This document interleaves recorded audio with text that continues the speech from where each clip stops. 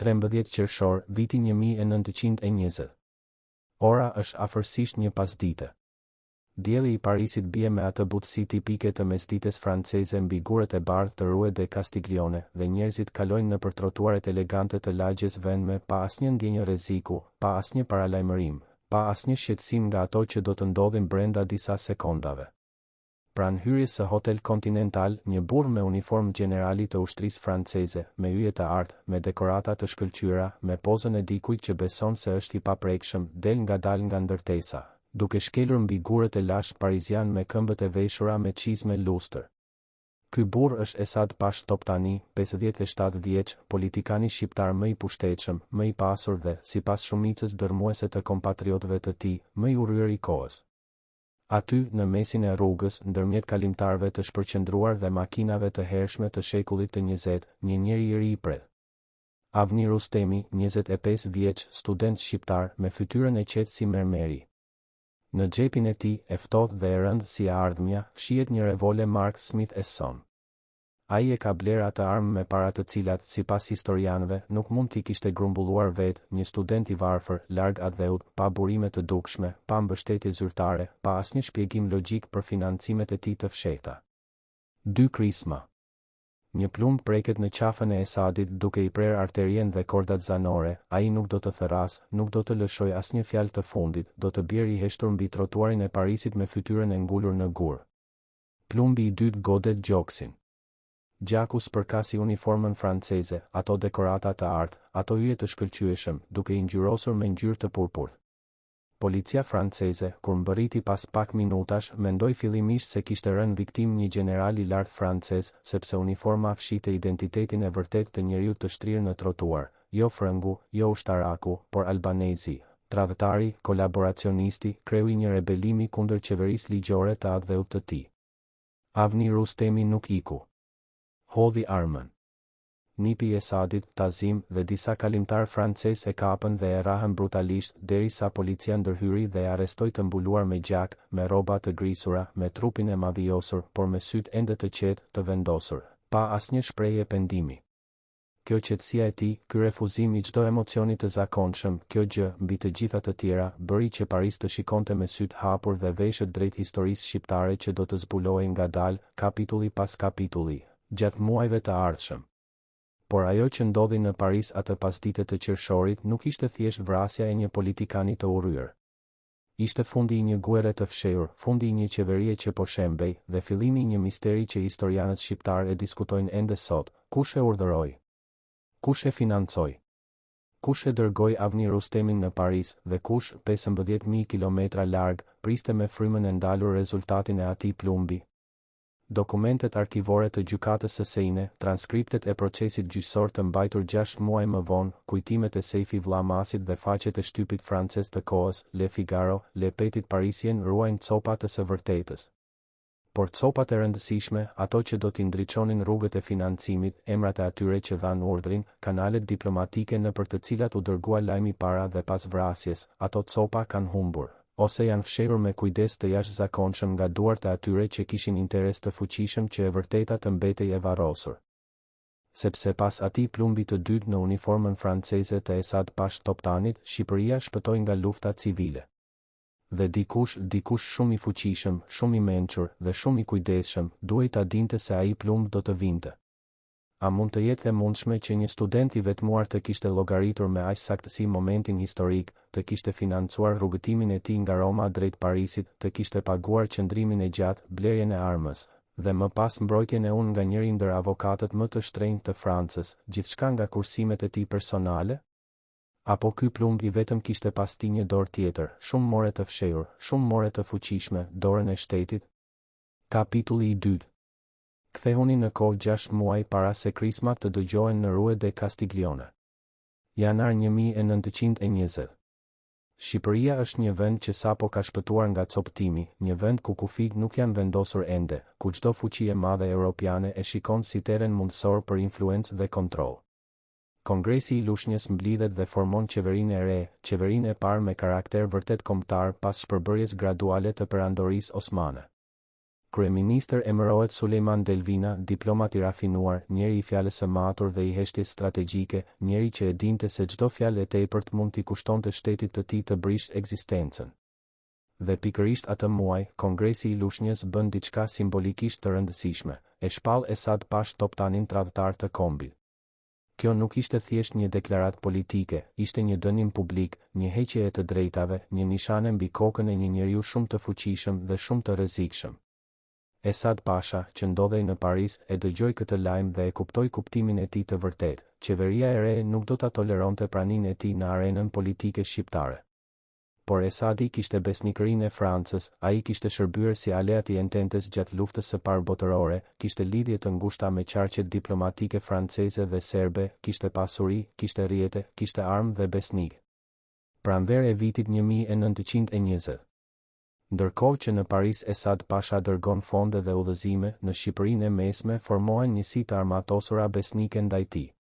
Komandantët e tij, Osman Bali dhe Halid Bejndroqi, mbledhin forca dhe fillojnë të lëvizin drejt Tiranës.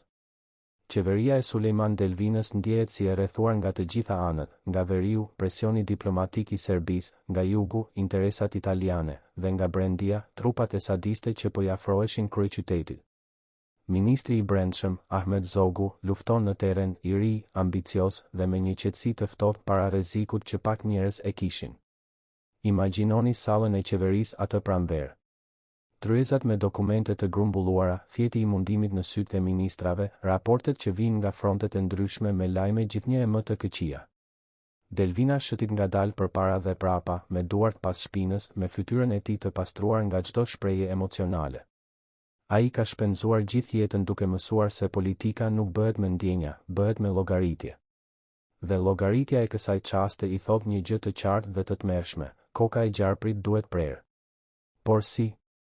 Ushtria shqiptare është e dobët. Burimet financiare të shtetit janë gati zero. Aleatët ndërkombëtar janë të pavendosur. Dhe Esad Pasha ndodhet në Paris, i mbrojtur jo vetëm nga policia franceze, por nga i gjithë rrjeti i marrëdhënieve diplomatike të tij të ndërtuara me dekada. Nuk mund ta sulmosh direkt. Nuk mund ta arrestosh. Nuk mund ta fusësh në burg pa shkaktuar një krizë ndërkombëtare që do ta rënonte plotësisht qeverinë e re shqiptare. Çfarë mbetet? Historianët e din emrin e njeriut që, sipas shumë burimeve, dha përgjigjen e kësaj pyetjeje: Aqif Pash Elbasani. Ministër në qeverinë e Lushnjës, njeri i veprimit dhe i hijeve, njeri që nuk kishte frikë nga zgjidhjet radikale. Sejfi Vllamasi, njëri nga kujtimtarët dhe historianët politik shqiptar të periudhës, shkruan se Avni Rustemi mori fonde sekrete para se të nisej nga Shqipëria, fonde që nuk kishin burim të deklaruar, që u dhanë nëpër rrugë të fshehta, që nuk u regjistruan në asnjë libër zyrtare.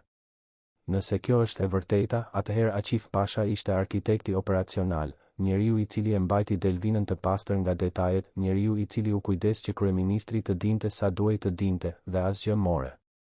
Sepse Delvina, diplomat i mençur, e dinte se të mos dijej gjithçka ishte vetë një strategji. Nëse ai nuk dinte emrin e atentatorit, nëse ai nuk dinte datën, nëse ai nuk dinte metodën, atëherë ai mund të dilte para botës dhe të dënonte aktin me sinqeritet të plotë. Jo sinqeriteti i atij që nuk dinte asgjë, por mbrojtja e atij që kujdesej të mos dinte gjithçka. Ka dallim të madh ndërmjet këtyre dy pozicioneve, dhe Delvina e njihte atë dallim me saktësinë e një kirurgu. Tani, kontrastoni këtë llogaritje të ftohtë politike me realitetin e shtetit shqiptar atë pranverë. Qeveria e Delvinës shpenzoi mbi 100.000 franga franceze, vlera e pabesueshme për standardet e kohës, për të dërguar delegata diplomatik në kryeqytete europiane për njohje ndërkombëtare, ndërkohë që mësuesit shqiptar nuk kishin marrë rrogë prej muajsh dhe spitalet publike mungonin. Ishte paradoksi i shtetit të ri, duhej të dukeshe i fuqishëm para të tjerëve, ndërkohë që brenda ishe i brishtë si qelçi. Dhe Esad Pasha, nga rezidenca e tij luksoze pariziane, e dinte këtë dobësi shumë mirë, e dinte dhe e shfrytëzonte çdo ditë, çdo javë, çdo muaj. Por a e kishte kuptuar Esad Pasha se sa afër ishte rreziku? A e dinte ai se ishte duke u ndjekur në rrugët e Parisit, se lëvizjet e tij ishin regjistruar, se dikush kishte shënuar orarin e daljes nga hoteli? Nuk ka dëshmi që tregojnë se kishte marrë paralajmërime serioze. kishte aq besim te uniforma franceze, te lidhjet e tij, te paprekueshmëria e tij e supozuar, sa ndoshta atë pasdite të 13 qershorit, kur doli nga hoteli dhe ndali pak çast para dyerve të xhamta, ai nuk e konsideroi as mundësinë e rrezikut. Dhe kjo, në fund të fundit, ishte gabimi i tij i fundit. A mund të kishte ndodhur ndryshe? A mund të kishte Delvina gjetur një rrugë tjetër, një zgjidhje diplomatike, një marrëveshje fshetarake me Esadin për ta neutralizuar pa gjak? Apo ishte vrasja e vetmja zgjidhje e mbetur në kjo që të atyre muajve dramatik? Kapitulli i 3. Por le të kthehemi te njeriu i vetëm mes kësaj shakmate të madhe politike, te Avni Rustemi, 25 vjeç, me revolen e ftohtë Smith & Son dhe me bindjen e nxehtë të patriotit. Sepse ky njeri është ose heroi romantik i narrativit patriotik shqiptar, ose mjeti njerëzor i një operacioni shtetëror, ose, me gjas, të dyja gjërat njëkohësisht, në mënyra që komprometojnë figurën e tij heroike pa e shkatëruar plotësisht. Avni Rustemi udhëtoi nga Roma drejt Parisit në maj të vitit 1920. Ai ishte student, i paguante studimet me vështirësi, jetonte modest, pa burime të dukshme financiare të mjaftueshme për të mbuluar udhëtimin, qëndrimin e zgjatur në Paris, blerjen e armës dhe, e rëndësishmja, mbrojtjen ligjore nga Anatole de Monzie, njëri ndër avokatët më të famshëm dhe, padyshim, njëri ndër më të shtrenjtë të Francës së asaj kohe. Si mblodhi të gjitha këto para? Ky pyetje ka mbetur pa përgjigje kategorike për 100 vjet. Versioni patriotik i historisë, versioni që u kultivua me kujdes nga shteti komunist shqiptar, i cili e shpalosi Rustemin si simbol kombëtar, pretendon se ai veproi tërësisht i vetëm, i shtyr nga ndërgjegjja e pastër kombëtare. Por ndërgjegjja kombëtare nuk paguan hotele pariziane. Dëshmi të caktuara, ndër të cilat ato të Sejfi Vllamasit, tregojnë se para nisjes Avni Rustemi mori fonde nga burime qeveritare, të kanalizuara me kujdes, pa gjurmë direkte, në përrjete besnikësh dhe shoqëri sekrete patriotike. Nëse kjo është e saktë, ai nuk ishte thjesht idealist i vetëm. Ai ishte mjeti i zgjedhur me kujdes të gjysmës më të fshehtë të qeverisë Delvina. Dhe pastaj ekziston teoria e tretë, ajo italo-shqiptare, që ngre pyetje të tjera të incizueshme. Itali kishte motive të fuqishme për të eliminuar Esad Pashën. Ai ishte pro-francez, pro-serb, njeri i marrëveshjeve të fshehta me Parisin dhe Beogradin, armik i influencës italiane në Ballkan. Avni Rustemi u nis pikërisht nga Roma, jo nga Tirana, jo nga Vlora, por nga qyteti kapital i fuqisë italiane. A mund të ketë shërbyer rrjeti italian si lehtësues i fshehtë i rrugëtimit të tij, pa qenë domosdoshmërisht organizatori kryesor? Burimet historike nuk japin përgjigje kategorike, por gjeografia mbetet e qetë dhe domethënëse si një dyshmari pa fjalë. Por çfarë e bën këtë histori me të vërtetë të paharrueshme nuk është thjesht pyetja e urdhërit operacional, por gjyqi. 30 nëntor, viti 1920. Salla e gjykatës së Sejne është mbushur. Avni Rustemi, ai njeri i ri me sy të qetë që 6 muaj më parë kishte qelluar 2 herë dhe kishte hedhur armën, qëndron para jurisë franceze. Avokati i tij, Anatole de Monzie, i paguar me para misterioze, burimeve të cilave historianët debatojnë ende, me disa që tregojnë nga diaspora shqiptare në Shtetet e Bashkuara, nga organizata Vatra, dhe të tjerë që tregojnë nga kanale diplomatike qeveritare me flori të dërguar fshehtas, vendosi t'u bën të gjyqtarëve francez diçka të pazakontë dhe genialisht efektive. Nuk e gjykoi Avniun. E gjykoi Esadin. De Monzie thiri në gjyq Justin Godard, ish-ministër francez, njeri me reputacion të spikatur, njeri të cilin juria e njihte dhe i besonte. Dhe Godard dëshmoi se Esad Pasha ishte njeri i korruptuar, i rrezikshëm, njeri që kishte shërbyer interesat e tij personale nën maskën e diplomatit dhe patriotit. Godard ja ktheu imazhin e Esadit me kokë poshtë para gjyqtarëve francez dhe ata, një nga një, filluan ta shikonin aktin e Avni Rustemit jo si vrasje, por si shërbim publik ndaj rendit, qytetërimit dhe të drejtësisë historike. Është ky moment, ky shndërrimi i gjyqit të vrasit në gjyqin e viktimës, që tregon se dikush me aftësi të lartë juridike dhe politike kishte punuar me kujdes të madh larg skenës. Mbrojtja e Rustemit nuk ishte mbrojtja e rastit, ishte mbrojtja e operacionit. Dhe kur juria franceze e shpalli Avni Rustemin të pafajshëm, në dhjetor të vitit 1920, dikush mësomehere shpëtoi të mos mbajtej kurrë përgjegjës për atë plumë. Ndërkohë, kthejuni në Tiranë. Lajmi i vrasjes mbërriti fjala pas fjale, telegram pas telegrami, në ato orë kaotike të 14 dhe 15 qershorit. Dhe çfarë ndodhi? Forcat e sadiste, ato trupa të armatosura që kishin rrethuar Tiranën, që ishin gati të sulmonin çdo çast, që kishin bërë Delvinën dhe Zogun të qëndronin zgjuar natën, ulën armën. Sa po u lexua telegrami, Esadi u vra, komandantët e tyre, Osman Bali dhe Halid Bejndroqi, shikuan njëri tjetrin. Pa kreun, pa financierin, pa ideologun, pa atë emër që i mbante bashk, çfarë luftonin? Për çfarë? Armët u vendosën poshtë panje të shtën. Njerëzit u kthyen nëpër shtëpitë të tyre. Lufta civile, ajo luftë e gjakshme dhe shkatërimtare që po bëhej gati të shpërthente, nuk ndodhi. Një plumb i vetëm në Rue de Castiglione shpëtoi Shqipërinë nga vitet e luftës civile. Por ai plumb kishte koston e tij, jo financiare, jo diplomatike, por morale. Dikush kishte urdhëruar vdekjen e një njeriu. Dhe ai dikush, ai njeri me duar diplomatike të pastra dhe me ndërgjigje politike të llogaritshme me saktësi, doli para botës dhe e dënoi atë vrasje me fjalë të rënda dhe me humbje të rreme. Sulejman Delvina dërgoi ngushëllime zyrtare familjes Toptani. Dërgoi lutje diplomatike qeverisë franceze. E quajti aktin të papranueshëm. Dhe gënjeu, ose ndoshta nuk gënjeu as pak, sepse ai me të vërtet mund të mos e kishte ditur datën, orën, metodën. Kishte mundur vetëm të lejoj mekanizmin të funksiononte, pa e ndalur, pa e pyetur, pa u guxuar të dinte detaje që mund ta bënin të papastër. Por 7 vjet pas kësaj vrasje, ky mekanizëm do ta kafshonte edhe vet Avni Rustemin. Sepse Ahmet Zogu, ai ministri i brendshëm i ri dhe ambicios, ai njeri i frontit dhe i hijeve politike, ai i cili ishte ndoshta pjesa operacionale e urdhrit origjinal, do të bëhej ndërkohë zotëruesi i vërtet i Shqipërisë. Dhe në vitin 1924, Avni Rustemi do të vritet nga armë misterioze. Heroj kombëtar i shpëtimit të Tiranës, shpëtimtari i njohur popullor i qeverisë Delvina, do të eliminohet nga ai sistemi i njëjtë që e kishte dërguar një herë në Paris. Si të jetë se Zogu, përfituesi kryesor dhe afatgjat i vdekjes së Esadit, njeriu i cili mori kontrollin e Shqipërisë së Mesme pas largimit të forcave esadiste, kishte motiv të fortë për të zhdukur çdo gjurmë njerëzore të operacionit të qershorit 1920. Ky rreth i mbyllur, nga Esadi te Rustemi, nga Rustemi te Zogu, nga Zogu te vrasja e Rustemit, është rrethi i historisë shqiptare që mbetet ende pa u hapur plotësisht. 6 muaj nga Tirana në Paris, kaq zgjati operacioni.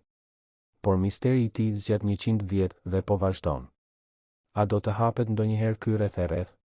A ekzistojnë ende diku dokumentet që tregojnë emrat, datat, rrugët e financimit, kanalet diplomatike, ato letra me kopë zyrtare ose ato bileta fshetas të shkruara me dorë të cilat mund të na tregojnë kush, me saktësi absolute, e dërgoi Avni Rustemin të qelloj? Kapitulli i 4. Huku 11, familja e fshetë, struktura d, ishmëria, padronitet, agonia, ritmi, valëzues. Nëna ime nuk e tha kur emrin e tij me zë të lartë brenda shtëpisë.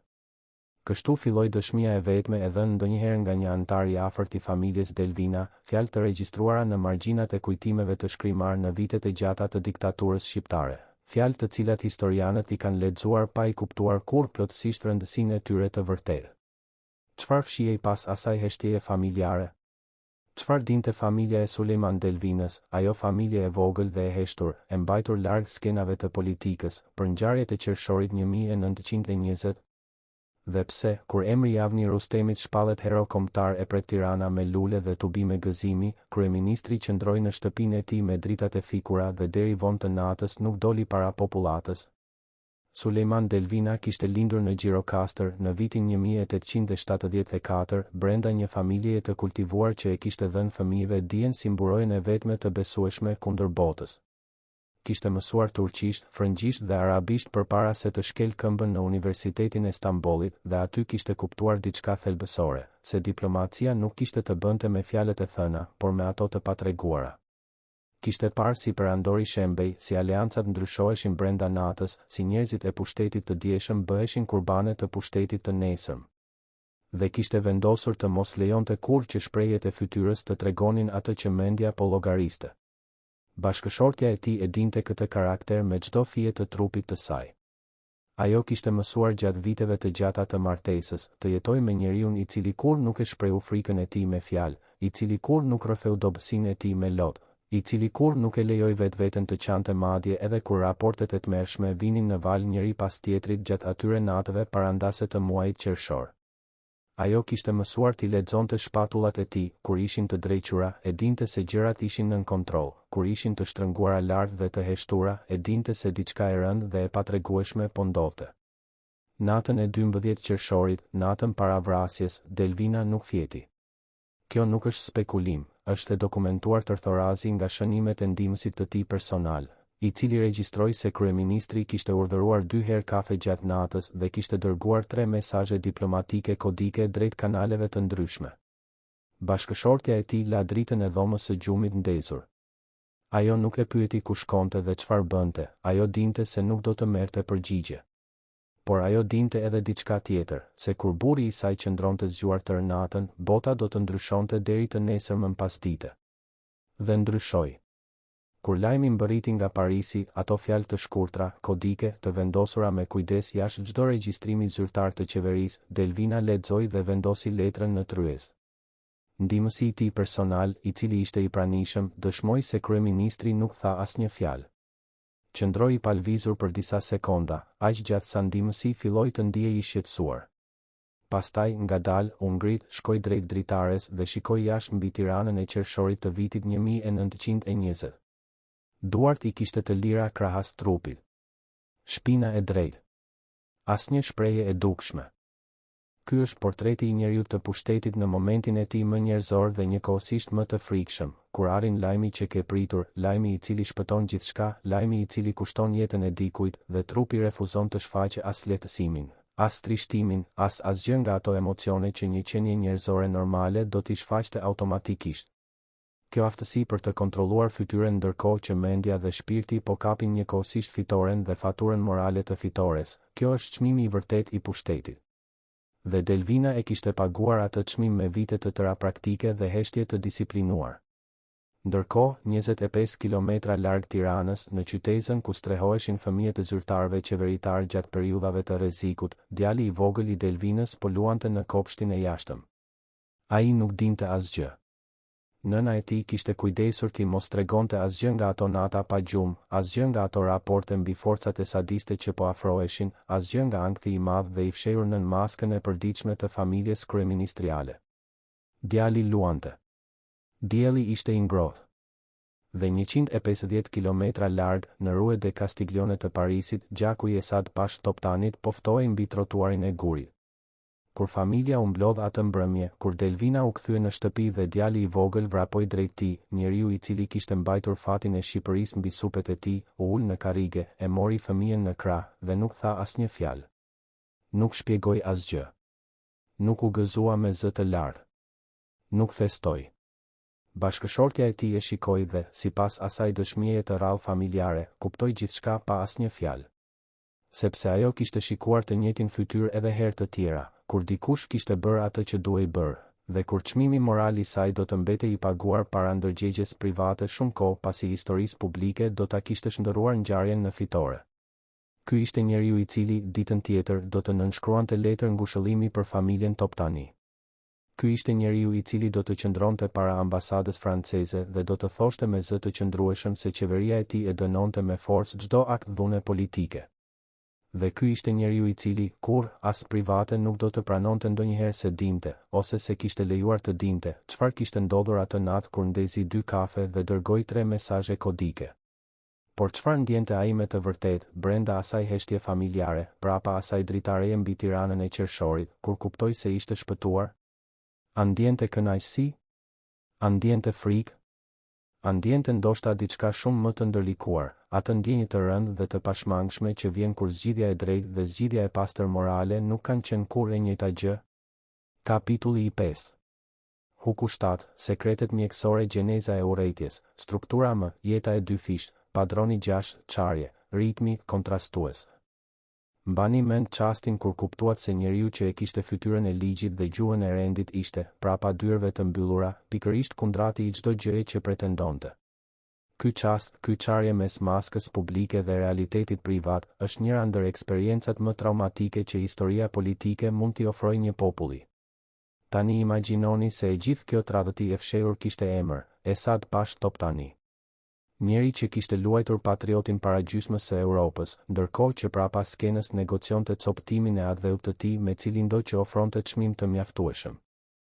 Esad Pasha kishte lindur rreth vitit 1863, brenda familjes aristokrate Toptani, familje e vjetër, me rënje të thella në strukturat e pushtetit otoman, me prona të gjera në Shqipërinë e Mesme dhe me kontakte politike të ndërtuara me kujdes gjatë brezave. Ishte edukuar sipas normave të elitës osmane, dinte gjuhë, dinte protokoll, dinte ta prezantonte vetveten me elegancën e atij që ka lindur pranë pushtetit dhe e ka absorbuar si ajrin. Por edhe brenda atij fasade kishte diçka tjetër, diçka që bashkëpunëtorët e tij të ngushtë shikonin ndonjëherë në sytë e tij në momentet kur nuk mbikëqyrej, një etje për pushtet që nuk kishte as kufi ideologjik, as vit të kuqe morale, as kufi gjeografik të shenjtë.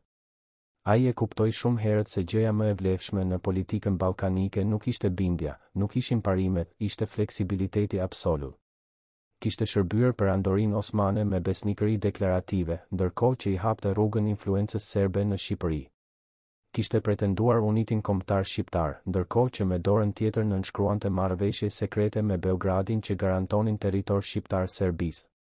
Gjatë luftës së parë botërore, kishte ndryshuar anën me saktësinë e një navigatori të aftë, duke kaluar nga osmanit e protektimi francez dhe serb, dhe duke fituar, për çdo kthes, mirënjohjen financiare dhe politike të atyre që i kishte shërbyer. Por çfarë njihej me vështirësi jashtë rrethave intelektuale dhe patriotike shqiptare ishte ky fakt: Esad Pasha kishte luajtur rol vendimtar në disa nga momentet të tmerrshme të historisë shqiptare të atyre viteve. Kishte ndihmuar në shpërndarjen e forcave shqiptare kur mbrojtja e territorit ishte kritike. Kishte penguar mobilizimin kombëtar duke financuar divizione dhe rivalitete të brendshme. Kishte shërbyer si kanal informacioni për fuqi të huaja që donin Shqipërinë të mbetej e dobët dhe e fragmentuar.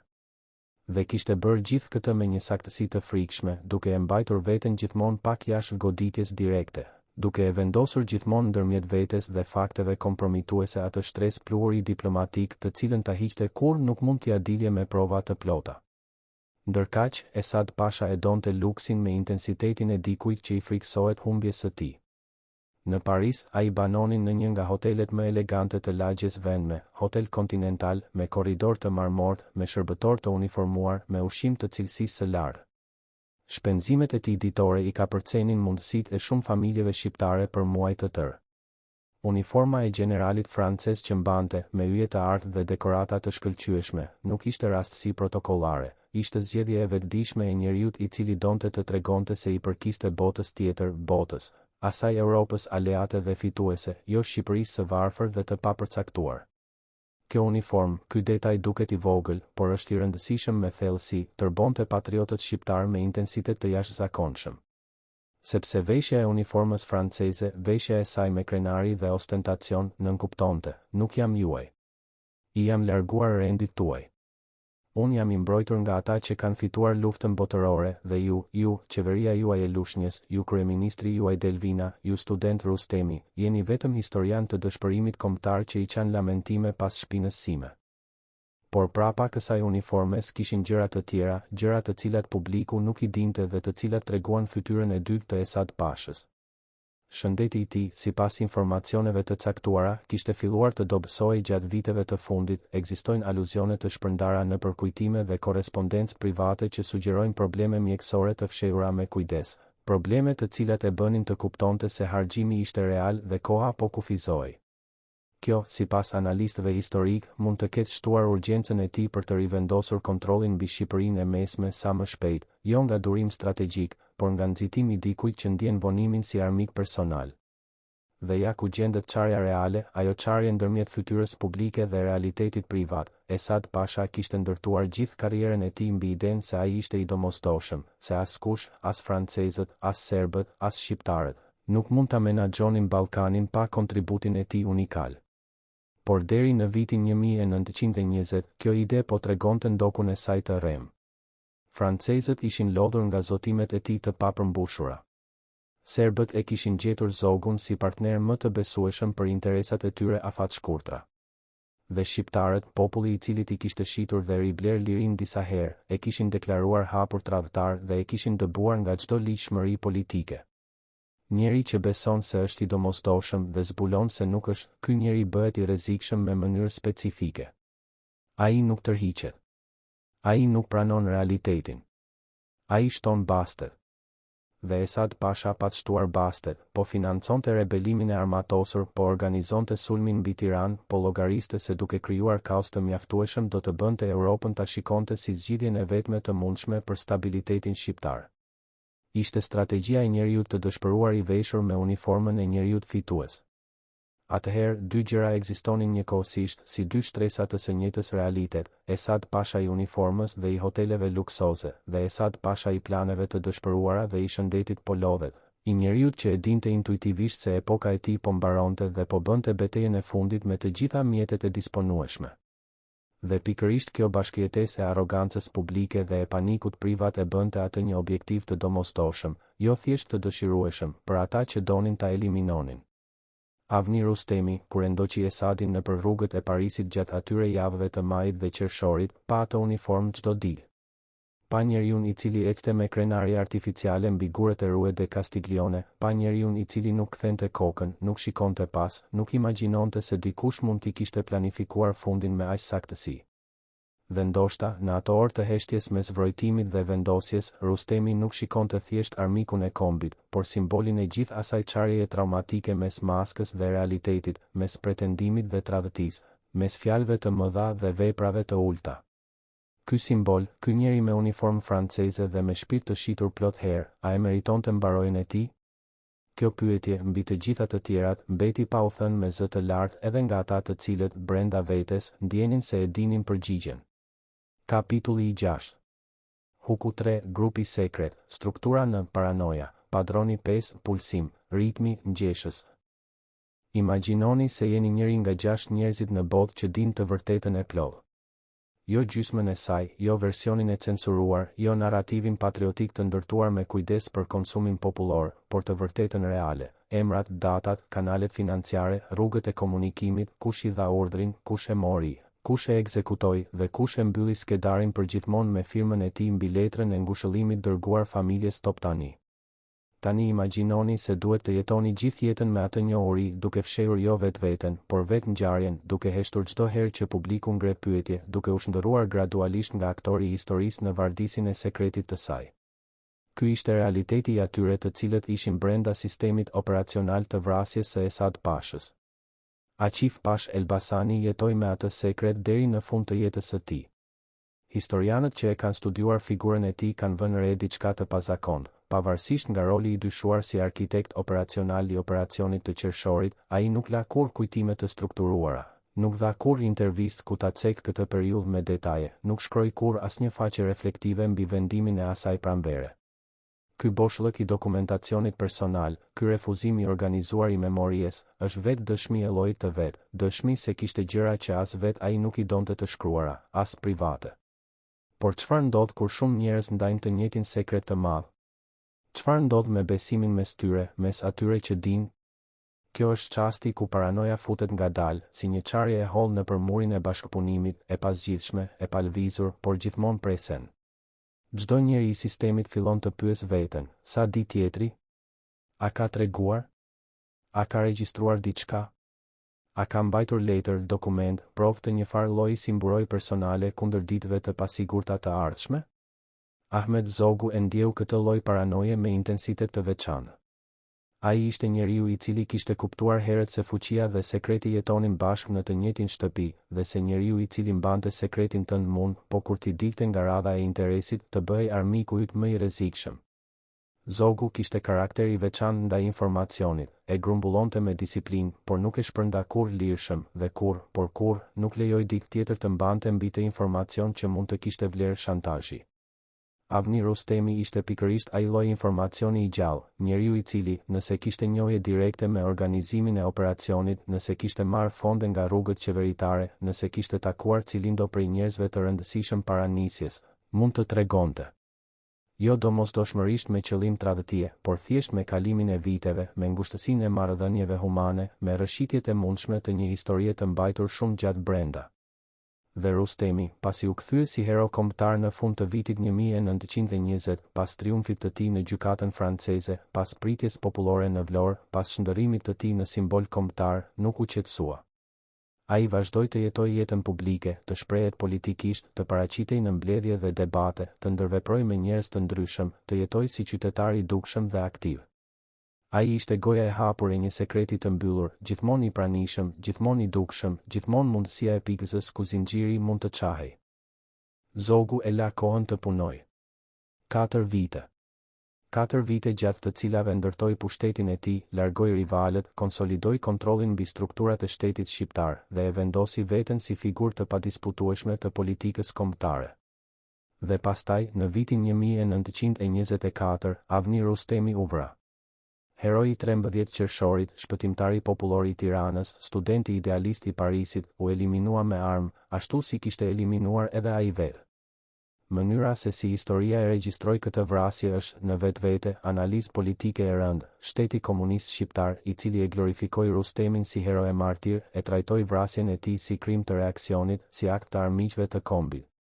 Por kur nuk u guxua të ndërtoi lidhja reale, se Zogu, njeriu i cili, sipas shumë analistëve, kishte qenë palë në organizimin e atentimit ndaj Esadit, mund ta kishte eliminuar Rustemin pikërisht sepse ky i fundit dinte shumë.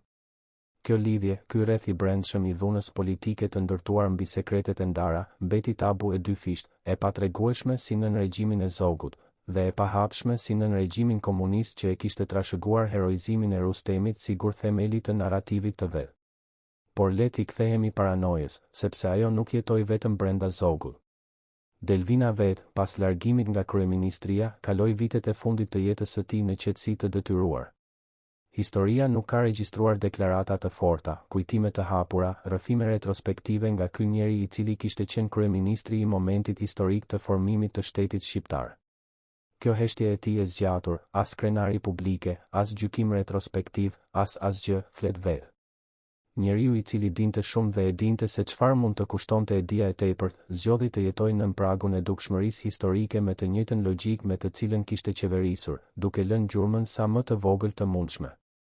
Dhe kemi të drejtë t'i kujtojmë emrat e atyre që paguan çmimin njerëzor të këtij operacioni të fshehtë. Jo vetëm Esad Pasha, ai njeri i uniformës dhe i tradhtis, por Avni Rustemi. Njeriu i ri i cili ndoshta e besoi vërtet se po vepron si hero i lirë, që ndoshta nuk e kuptoi kurrë plotësisht se sa shumë kordona mbrojtëse kishin ekzistuar rreth tij para dhe gjatë operacionit, dhe sa shumë ato kordon mbrojtëse u hoqën gradualisht njëri pas tjetrit kur nuk nevojiteshin more. Dhe ato gra dhe fëmijë të familjeve Toptani dhe Rustemi, ata njerëz të zakonshëm që jetonin anës historisë, jo brenda saj, të cilët paguan me vuajtje private çmimin e lojrave të mëdha politike mbi të cilat nuk kishin as votuar, as vendosur, as pasur mundësi t'i kthejnë prapa. Historia politike e Shqipërisë së viteve 1920 ishte, para se të ishte çdo gjë tjetër, histori njerëzish të cilët u gjendën brenda sistemeve shumë more të mëdha se vetja e tyre.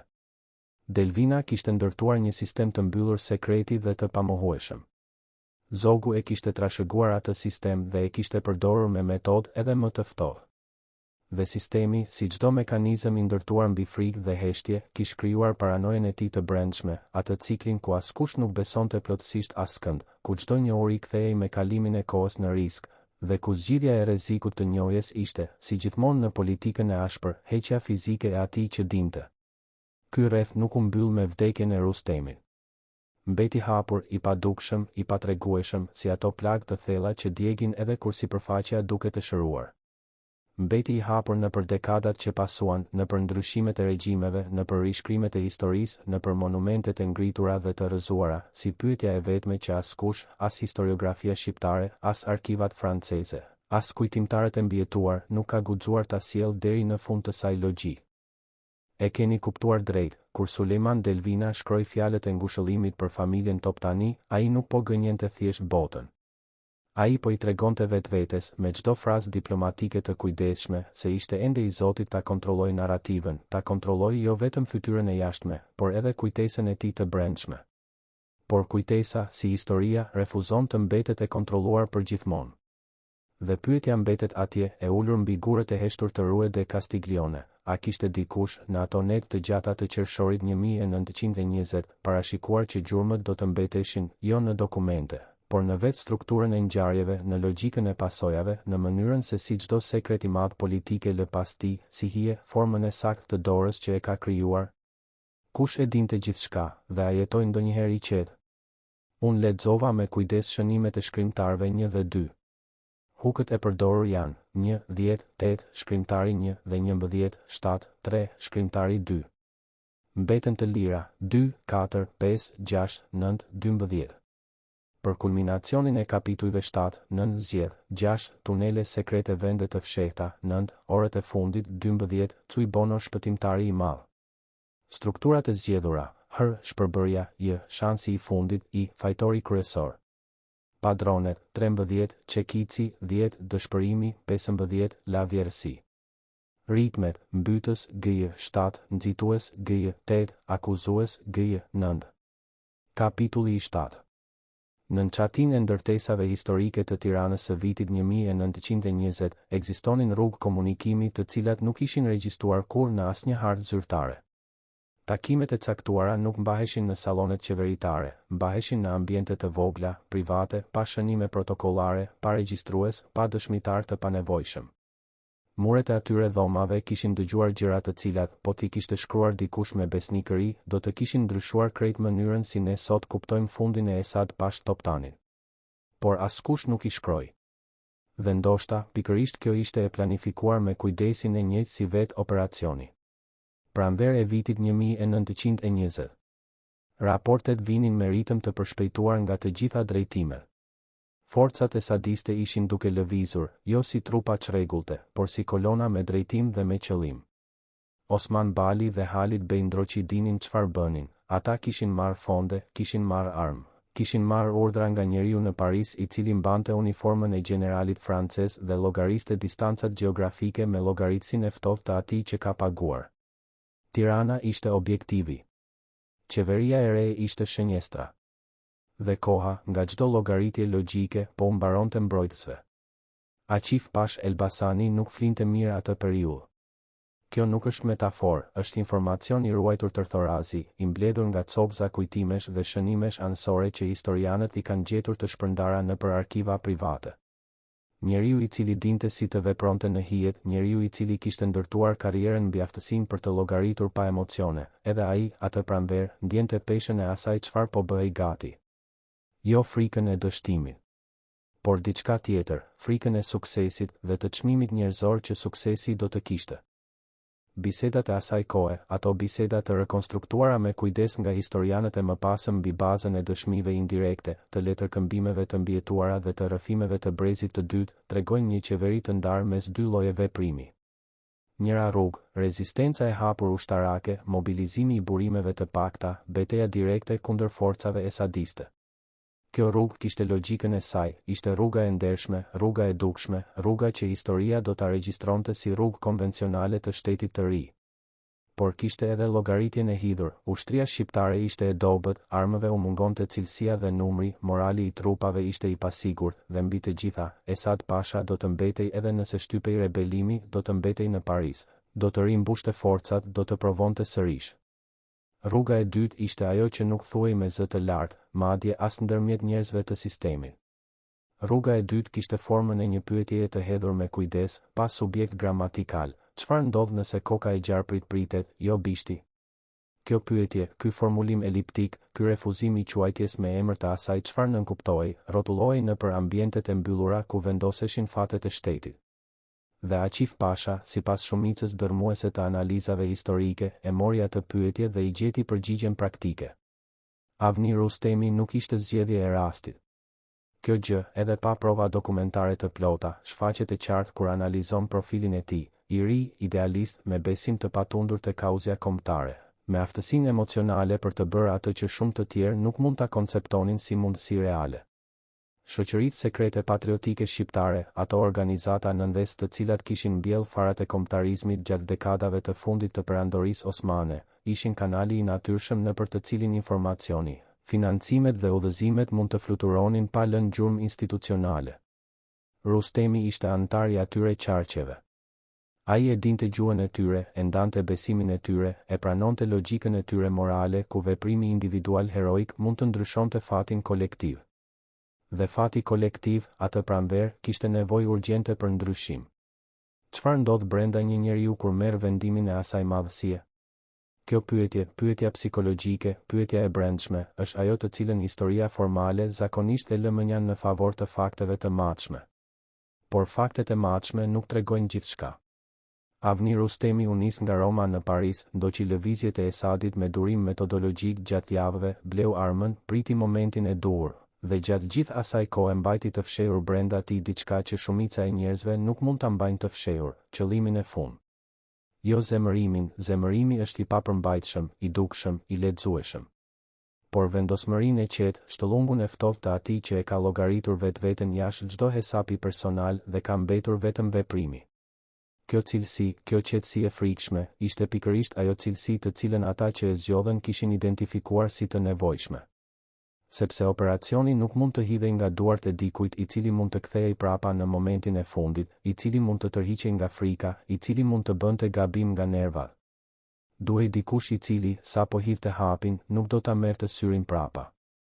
Dhe Rustemi, sipas gjithçkaje që dim për të, ishte saktësisht ai njeri. Tunelet e fshehta të kësaj historie nuk ishin të gdhendura në gurinën tokën e Tiranës, ishin gdhendura në strukturën e komunikimit njerëzor, në zinxhiret e besimit mes njerëzve të organizatave sekrete, në distancat e matura me kujdes mes atyre që dinin gjithçka dhe atyre që dinin vetëm aq sa duhej të dinin.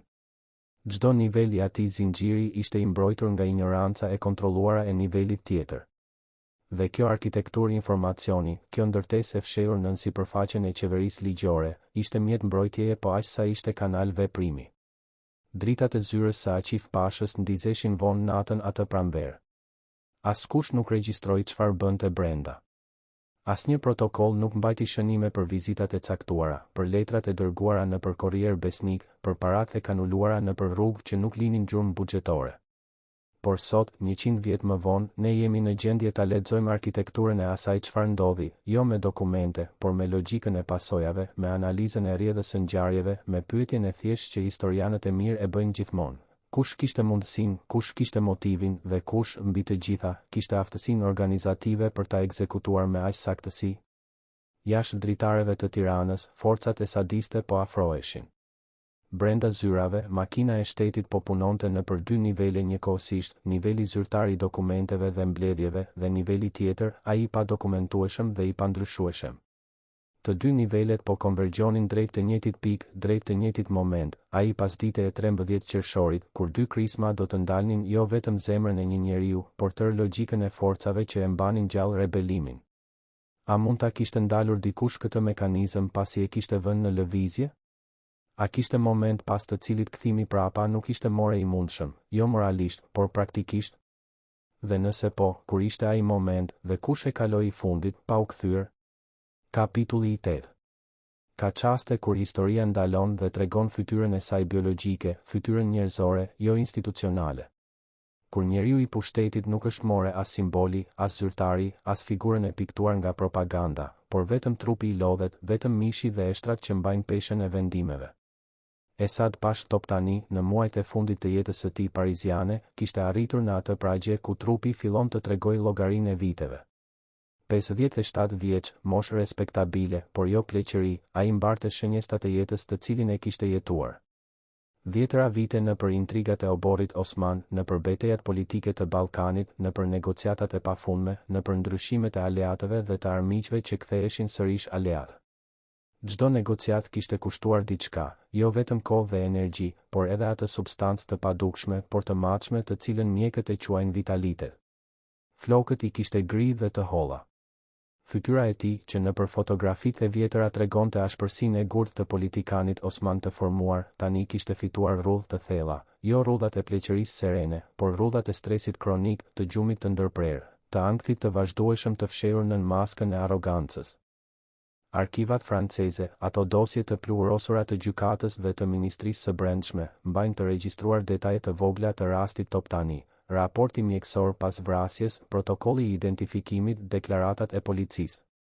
Nuk janë dokumente mjekësore jetëshkrimore, por edhe ata copa informacioni tregojnë diçka. Trupi i njeriut i cili kishte të gjitha privilegjet e Parisit të vitit 1920, hoteli luksos, ushqimi i zgjedhur, rehati materiale, mbante shenja të lodhjeve të grumbulluara. Njerëzit e ngushtë të tij, ata pak besnik që i mbjetuan regjistrimeve, mendonin se gjatë javëve të fundit ai flinte keq. Se ngrënte pak. Se nervozizmi i tij i natyrshëm, ai temperament i nxehtë ballkanik i fshehur në protokollin diplomatik, kishte filluar të dalë më shpesh në sipërfaqe, me rrjedhje, me pakënaqësi të vogla që shpëtonin nga kontrolli. Ky tregues i vetëm, ky ndryshim i sjelljes, mund të ketë pasur dy shpjegime. E para, Esad Pasha ndjente presionin e situatës politike. Rebelimi i tij i armatosur kishte kosto dhe rreziqe reale, ai dinte se po luante shahu me njerëz shumë të vendosur. E dyta, dhe kjo mbetet në terrenin e spekulimit të informuar, disa regjistrime tërthoraze nga periudha sugjerojnë probleme shëndetësore të fshehura, probleme të cilat ai mbante larg çdo dokumentacioni zyrtar, sepse politikani i dobësuar fizikisht humbet me shpejtësi ndikimin.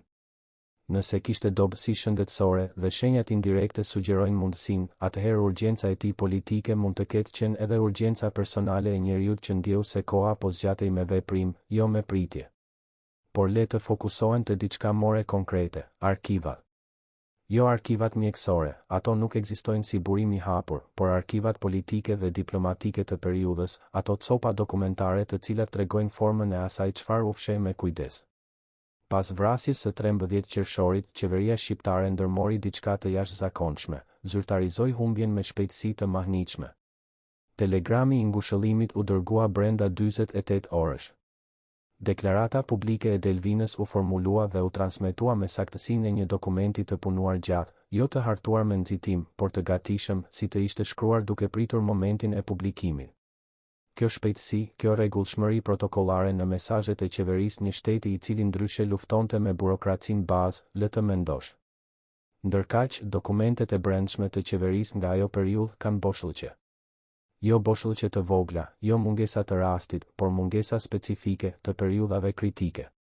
Komunikimet e brendshme të majit dhe qershorit 1920, pikërisht ato javë kur vendimi duhet të ishte marrë dhe transmetuar, kanë seri dokumentesh të paplota, me letërkëmbim të ndërprer pa shpjegim, me përgjigje pa pyetjet korresponduese, me aprovime pa propozimet që i paraprin. Historianët e kanë analizuar këtë model mungesash dhe kanë arritur te e njëjta vërejtje, nuk duket si humbje e rastit, por si pastrimi sistematik i zinxhirit dokumentar, i bërë para lë pas. 3 dosje të veçanta, kodet e të cilave referenzohen tërthorazi në dokumentet mbijetuese, por vetë dosjet nuk janë gjetur, kanë qenë objekt i pyetjeve të pashpjeguara mes studiuesve. Çfarë mbanin ato dosje? Me shumë gjas, komunikimet ndërmjet Aqif Pashës dhe kanaleve të organizatave patriotike sekrete, raportet e financimit dhe, ndoshta, por kjo mbetet spekulim, korrespondencën me korrier besnik që vepronin ndërmjet Tiranës dhe Romës, aty kur Rustemi qëndronte para nisjes drejt Parisit. Nëse ato dosje ekzistonin dhe u zhdukën, dhe shenjat indirekte sugjerojnë me forcë se ekzistonin, atëherë zhdukja e tyre nuk ishte neglizhencë. Ishte fshirje e konsiderueshme. Por historia ka ironinë e saj të hidhur, çdo fshirje e madhe e dokumenteve lë gjurmën e fshirjes. Boshllëqet janë provat e mungesës, dhe mungesa e organizuar në arkivat e politikës flet shpesh me more se çfarë do të kishte thënë dokumenti i fshirë. Ata historianë të cilët kanë kaluar vite duke analizuar arkivat e periudhës janë të bindur unanim në një gjë, dikush punoi me metodë dhe me autoritet të mjaftueshëm institucional për të pastruar gjurmën. Dhe ai dikush kishte akses jo vetëm të dokumentet, por të vetë mekanizmi i ruajtjes dhe klasifikimit të tyre. Kjo na tregon diçka për natyrën e operacionit, nuk ishte improvizim. Nuk ishte veprim spontan i pasionit patriotik të pakontrolluar. Ishte projekt me planifikim paraprak, me ekzekutim të disiplinuar dhe me fazën e pastrimit pas operacional të kryer me të njëjtën profesionalizëm. Vetëm shtetet ose strukturat e fuqishme parashtetërore mund ta kryejnë atë fazë të tretë me aq saktësi. Dhe shteti shqiptar i vitit 1920, sado i brish dhe i varfër, kishte njerëz brenda tij të cilët e dinin shumë mirë si fshihej e vërteta duke e bërë të padukshme, jo duke shkatëruar provat, por duke shkatëruar kontekstin e tyre, duke i izoluar nga kuptimi, duke i lënë si fragmente të shkëputura pa rrjedhë logjike midis tyre. por trupi i Esad Pashës shtrirë mbi trotuarin e Rue de Castiglione me uniformën e generalit francez të njollosur. Ai trup kishte treguar diçka të fundit dhe të pashmangshme, se njeriu, sado pushtet të kishte mbledhur, sado aleat të kishte blerë dhe sado uniforme të kishte veshur, mbetej gjithmonë njeri i brisht, i prekshëm, i kapshëm nga historia e vet. Dhe historia e Esad Pash Toptanit, historia e njeriut i cili kishte jetuar 2 jetë njëkohësisht, patrioti i rem dhe kolaboracionisti i vërtet, generali i uniformës dhe agenti i interesave të huaja, kishte gjetur pikën e fundit të saj logjike atë pasdite të 13 qershorit, mbi gurët parizian, pa fjalë të fundit, pa mundësi mbrojtjeje, pa kohë për regret ose shpjegim. A e kishte kuptuar ndonjëherë Esad Pasha se sa shumë i kishte kushtuar atë të tij loja e tij e 2 fish? Dhe nëse e kishte kuptuar, vallë kishte ndryshuar diçka në llogaritjet e tij, apo kishte vijuar me të njëjtën logjik të ftohtë deri në fund. Kapitulli i 9. Kush fitoi? Kjo pyetje e thjeshtë, e drejtë për drejtë, e pa komplikuar nga ndjenjat, është pyetja të cilën historianët e vërtet e bëjnë pasi heqin mënjan çdo narrativ tjetër. Jo kush kishte të drejtë moralisht. Jo kush meritonte. Por kush, pas 13 qershorit 1920, mori diçka konkrete, tokë, pushtet, kontroll, influencë, që nuk e kishte para. Përgjigja është e qartë si drita e ditës dhe e errët si nata njëkohësisht, Ahmet Zogu. Para se ta analizojmë rrugën e tij, atë rrugë të jashtëzakonshme nga ministri i brendshëm i një qeverie të rrezikuar deri te mbreti i parë dhe i vetëm i Shqipërisë, duhet të kuptojmë kontekstin e asaj çfarë Esad Pasha kontrollonte dhe çfarë ndodhi me atë kontroll pasi Esadi u vra. Shqipëria e mesme, territori rreth Tiranës dhe Elbasanit, kishte qenë fiefin e Esadit, toka e tij, fisi i tij, rrjeti i tij i besnikërisë. Kjo nuk ishte kontroll abstrakt politik, ishte kontroll i tokës, i njerëzve, i armëve, i strukturave ekonomike lokale. Pasi forcat esadiste ulën armët dhe u shpërnda, ai vakum i fuqisë duhej plotësuar. Kush e plotësoi? Zogu. Me shpejtësi, me metodë, me aftësinë e dikujt që kishte pritur dhe e dinte saktësisht çfarë duhet bërë në sekondat pas largimit të pengesës. Kontrolli mbi Shqipërinë e mesme i dha Zogut diçka që asnjë pozicion qeveritar i vetëm nuk mund ta jepte, bazën territoriale dhe mbështetjen e fisit të nevojshme për ndërtimin e pushtetit personal gjatë viteve të ardhshme. Pa atë bazë, pa largimin e Esadit, rruga e Zogut drejt pushtetit absolut do të kishte qenë shumë more e vështirë, ndoshta e pamundur. Por analiza e interesit nuk ndalet këtu. Zogu fitoi edhe diçka tjetër, diçka more subtile dhe ndoshta more e rëndësishme, largimin e rivalit të vetëm që kishte kapacitetin dhe rrjetin ndërkombëtar për të konkurruar me të në fushën e madhe. Esad Pasha nuk kishte qenë thjesht rreziku i momentit, ai kishte qenë alternativa. Po të ishte kthyer me forcë, me mbështetjen franceze dhe serbe, me financimet e tij dhe me rrjetet e tij, ai kishte mundësinë reale të bëhej ai çfarë u bë Zogu. 2 njerëz, 2 projekte, një Shqipëri e vogël, vetëm njëri mund të fitonte. Dhe historia vendosi, me anën e 2 plumbave në Rue de Castiglione, se cili do të ishte ai. 4 vite pas vrasjes. 1924. Zogu ka konsoliduar pozicionin e tij, ka larguar rival pas rivali, ka ristrukturuar ushtrinë dhe aparatin e sigurisë sipas besnikërisë personale ndaj tij. Dhe pastaj, Avni Rustemi vdes. Heroj kombëtar i qershorit 1920, njeriu i cili kishte mbajtur mbi supet e tij peshën simbolike të shpëtimit kombëtar, njeriu i çmuar me lule dhe festime popullore, eliminohet. Versioni zyrtar i asaj vrasje mbeti gjithmonë i mjegull. Nuk u realizua asnjë hetim i plot, nuk u gjykua asnjë fajtor me emër të saktë, nuk u krijua asnjë zinxhir i qartë prove që të tregonte nga kush kishte ardhur urdhri. Ky boshllëk hetimor, ky dështim i vetëdijshëm i drejtësisë, ishte vetë mesazhi, dikush me autoritet të mjaftueshëm kishte siguruar se pyetja e kujt nuk do të merrte kurrë përgjigje institucionale. Zogu ishte njeriu me atë autoritet.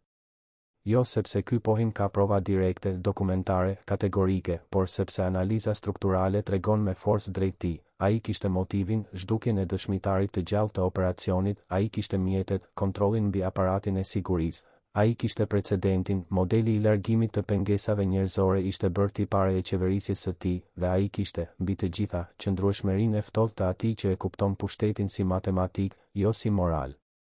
Por le të analizojmë gjithçka çfarë Zogu fitoi jo vetëm në afat të shkurtër, por në perspektivën e historisë totale. Deri në vitin 1924 ai bëhet kryetar i qeverisë dhe deri në vitin 1928 bëhet presidenti i Shqipërisë e pastaj në vitin 1928 mbret zog i parë.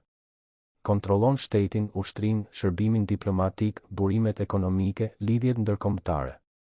Ai ndërton nga pika 0 e vitit 1920 projektin personal të fuqisë absolute dhe atë projekt e ndërtoi mbi themelet e vakumit të pushtetit të krijuar nga largimi i Esadit. Sulejman Delvina ndërkaq largohet nga skena politike me qetësi të detyruar. Qeveria e tij e lushnjës e kishte shpëtuar Shqipërinë, por në procesin e shpëtimit kishte krijuar kushtet e ngritjes së zogut, njeriut i cili do të absorbonte gradualisht çdo qendër tjetre fuqie dhe do të bënte shtetin e tij personal. Delvina, diplomat i mençur, e kuptoi këtë logjikë. Por të kuptuarit e lojës nuk do të thotë gjithmonë mundësia e ndërhyrjes në rezultatin e saj. Dhe kështu historia e vrasjes së Esad Pashës mbyllet me paradoksin e saj të madh. Operacioni i cili shpëtoi qeverinë Delvina i dha, njëkohësisht, armët e ngritjes të rivalit të saj kryesor brenda shtetit shqiptar. Delvina bleu mbijetesën e qeverisë me çmimin e krijimit të kushteve për sundimin e zogut. Rustemi vrau njeriun e shpallur armik të kombit dhe u bë heroj kombëtar, që të vritet vetë 4 vite më vonë nga njeriu i cilit ja kishte shërbyer shpëtimin. Dhe Esad Pasha, njeriu i uniformës franceze dhe i tradhtisë serbe, hyri në historinë si figura e demonizuar e epokës, duke harruar ose duke mos dashur të shohim se sistemi i cili e prodhoi atë lloj politikani, sistemi ballkanik i intrigave dhe kompromiseve dhe shitblerjes së aleatëve, nuk mbaroi me vdekjen e tij. Ai sistem u trashëgua. Dhe trashëgimtari i tij kryesor, njeriu i cili e mori mekanizmin e tij dhe e përsosi deri në formën e pushtetit absolut, ishte pikërisht njeriu i cili kishte fituar more nga largimi i Esadit se çdo kusht tjetër. Cui bono? Kush fitoi?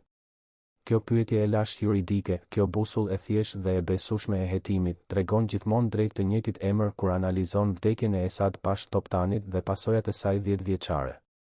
Jo Delvina, i cili fitoi mbijetesën e momentit dhe humbi influencën afatgjallë.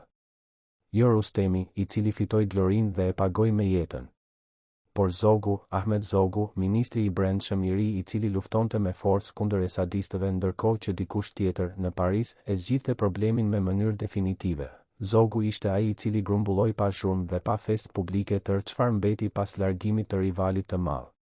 Ky fakt i thjeshtë dhe strukturor i historisë, mbeti i patregueshëm gjatë gjithë periudhës komuniste shqiptare, sepse Zogu ishte armiku i sistemit komunist dhe heroizimi i Rustemit si dëshmor i komunizmit nuk mund të bashkëekzistonte me pyetjen se cili kishte qenë, në realitet, i vetëm organizatori dhe përfituesi kryesor i rrugëtimit të Rustemit drejt Parisit. Ky heshtje, ky censurimi i lidhjes logjike ndërmjet operacionit dhe beneficiarit të tij kryesor, ishte censura politike e fundit dhe ndoshta more e rëndësishmja mbi historinë e 13 qershorit. Por historia mbetet. Mbetet mbi gurët e Rue de Castiglione, mbetet në arkivat e gjykatës së Seine, mbetet në boshllëqet e dokumenteve shqiptare të vitit 1920, mbetet në logjikën e pasojave të matshme dhe të pandryshueshme. Dhe mbetet te ai plumb i vetëm, ky plumb i cili ndaloi rebelimin, shpëtoi qeverinë, çliroi territorin e Shqipërisë së Mesme dhe e vendosi atë territor pikërisht në duart e njeriut i cili, 13 vjet më vonë, do të veshte kurorën mbretërore. Mekanizmi ishte vënë në lëvizje. Dhe mekanizmi, si çdo mekanizëm i ndërtuar me precizion, ecte i pashmangshëm drejt rezultatit të tij. Jo sepse njerëzit e kishin planifikuar me gjithë pasojat, por sepse fuqia, pasi lirohet nga pengesat e saj, gjen gjithmonë rrugën e vet drejt dorës more të fortë. Dhe dora more e fortë, atë pranverë dhe verë të vitit 1920, i përkiste njeriut i cili kishte pritur me durim, kishte luftuar me forcë, kishte heshtur me mençuri dhe kishte qenë gati të merrte gjithçka kur momenti erdhi. A e dinte Delvina, kur nënshkroi letrën e ngushëllimit për familjen Toptani, se me të njëjtën dorë po firmosnte edhe ngritjen e Ahmet Zogut drejt pushtetit të pakufizuar? Dhe nëse e dinte, a kishte zgjedhje tjetër? I lexova me kujdes shënimet e të gjithë shkrimtarëve të mëparshëm. Hukët e përdorur deri tani: 1, 10, 8, shkrimtari 1, 11, 7, 3, shkrimtari 2, 6, 9, 12, shkrimtari 3. Hukët e mbetur të lirë: 2, dëshmimet, 4, dokumentet sekrete, kodet, 5, intervista e parë pas 6 vitesh.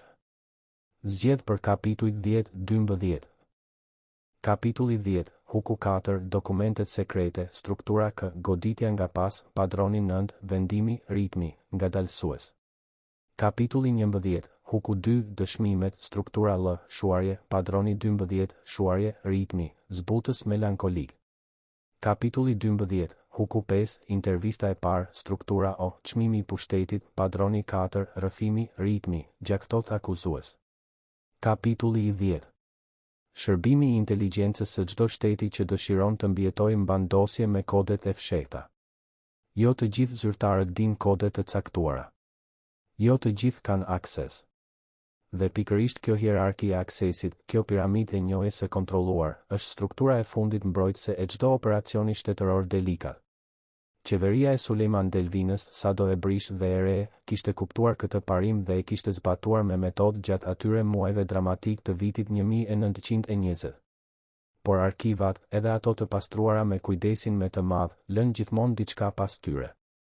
Jo dokumentin vetë, por gjurmën e dokumentit. Siluetën e tij në hapësirën ku kishte qëndruar dikur. Studiuesit që kanë kaluar vite mbi arkivat e periudhës, arkivat e gjykatës së Sejne, dosjet e konsullatave europiane, korrespondencën diplomatike të ruajtur në biblioteka franceze dhe italiane, kanë gjetur referenca të çuditshme dhe të përsëritura ndaj njësër komunikimesh të koduara nga maji i vitit 1920. Këto referenca nuk janë vetë komunikimet, ato kanë humbur, ose janë fshirë me dorë të qëndrueshme, por janë aluzionet e tyre, citate të fragmentuara në për letërkëmbime të tjera, referimet të thorazi në për raporte konsulare, numra regjistrimi pas skedar korrespondues. Siç ndodh zakonisht me sekretet e mëdha, nuk mbijetoi dokumenti, mbijetoi forma boshe ku ai dokumenti kishte ekzistuar. 3 dosje me kod specifik, dosje të cilat historian të ndryshëm i kanë identifikuar nga referencat e tërthorta dhe kanë kërkuar pas sukses në për arkiva, kishin të bënin me komunikime ndërmjet Tiranës dhe disa qyteteve italiane e franceze gjatë atij muaji vendimtar. Çfarë mbanin ato dosje? Ndoshta diçka të thjeshtë, emra, data, shuma parash, adresa. Ndoshta diçka shumë more delikate, renditjen e ngjarjeve të planifikuara, emrin e atij që jepte urdhra dhe emrin e atij që i merrte. Por ato dosje, nëse ekzistuan dhe shenjat sugjerojnë me forcë se ekzistuan, u zhdukën brenda pak javësh pas 13 qershorit. Askush nuk i kërkoi zyrtarisht. Askush nuk i regjistroi si të zhdukura. Ato u bën invisible me qetësinë e plotë të procesit të organizuar. Kjo zhdukje, ky heqje e organizuar e gjurmëve, nuk mund të bëhet nga duart e një individi. Kërkon autoritet institucional, akses ndaj sistemit të klasifikimit dhe aftësinë për të rishkruar regjistrimin pa lënë shenjën e rishkrimit. Kërkon, me fjalë të tjera, pushtet shtetëror të vërtetë. Dhe nëse e pranojmë se kjo pastrimin u bë, e pranojmë gjithashtu se operacioni i qershorit 1920 kishte pasti jo thjesht organizat, por shtet. Por ja ku historia ndërthuret me veten në mënyrën e saj të mahnitshme dhe shqetësuese. 4 vite pas qershorit 1920, kur Avni Rustemi eliminohet, të njëjtat metoda të pastrimit zbatohen sërish. Dosjet hetimore nuk mbushen kurrë plotësisht. Regjistrat e procedurës ligjore mbesin fragmentar. Dëshmitarët e mundshëm heshtin, disa nga Frika, disa nga Mençuria, disa ndoshta sepse ata vetë kishin shumë për të humbur nëse e vërteta do të dilte. Dhe boshllëku i krijuar nga kjo heshtje e dy fish, boshllëku i vrasjes së Esadit mbi boshllëkun e vrasjes së Rustemit, ka formën e saktë të një sistemi, jo të dy rasteve të ndara. Dikush kishte mësuar gjatë verës e vitit 1920 se si fshieshin gjurmët me efektivitet. Dhe shumë shpejt, mësimet e asaj vere do të aplikoheshin sërish, jo kundër armikut të jashtëm, por kundër atij që kishte qenë njëherë mjeti i shpëtimit. Ekziston një detaj i vogël, i harruar, gati i padukshëm në shtresën e ngjarjeve të mëdha, të cilin historianët e kanë trajtuar pak ditë para 13 qershorit. Esad Pasha kishte dërguar një letër personale te konsullata serbe në Paris. Kjo letër, e cila mbijetoi sepse serbët e ruajtën kopjen e tyre, ka një frazë të vetme të çuditshme. Ai kërkon konfirmim të një takimi urgjent me përfaqësues të lartë serb lidhur me zhvillimet e fundit në Tiranë. Takimi nuk u mbajt kurrë. Esadi u vra para se të merrte konfirmim. Por ky detaj i vetëm, kjo letër e fundit pa përgjigje, tregon diçka. Ai ishte në gjendje alarmi. Ai kishte ndier diçka, ndoshta jo rrezikun konkret, por ndryshimin e ajrit politik. Kishte kërkuar mbështetje. Dhe mbështetja nuk erdhi në kohë. 6 orë para 2 krismave të Rue de Castiglione, Esad Pasha darkoi vetëm, ndryshe nga zakonet e tij të shoqëruara. Kjo dëshmohet nga regjistri i hotelit, fatura e darkës, mungesa e emrave të mysafirëve të zakonshëm. Ndoshta kishte takime të anulluara.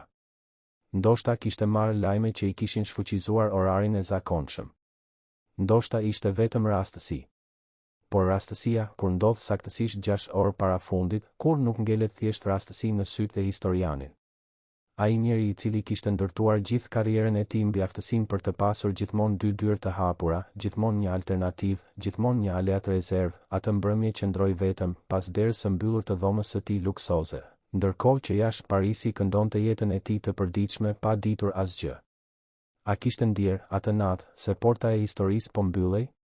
A kishte kuptuar se zhvillimet e fundit në Tiranë kishin vetëm një zgjidhje të mundshme, zgjidhjen e cila nuk i linte kohë? Nuk mund ta dim. Por letra e dërguar serbëve, darka e ngrënë vetëm dhe ora e 24 e natës mes 12 dhe 13 qershorit, ato 3 copa të heshtjes human, kanë formën e njeriut që ndjen pa ditur, që paralajmërohet nga ndjesia para se të arrijë informacioni. Goditja nga pas, kur vjen gjithmonë nga drejtimi i cili duket i sigurt.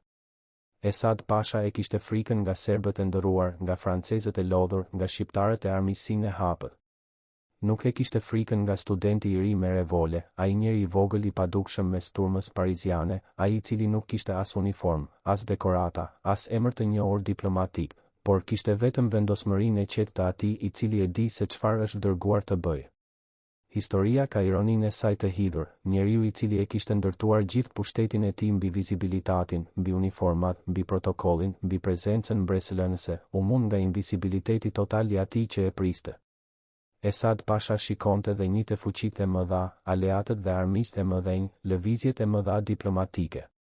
Por nuk e kishte mësuar kur të shikonte atë çfarë ishte i vogël, i qetë dhe shumë i afërt.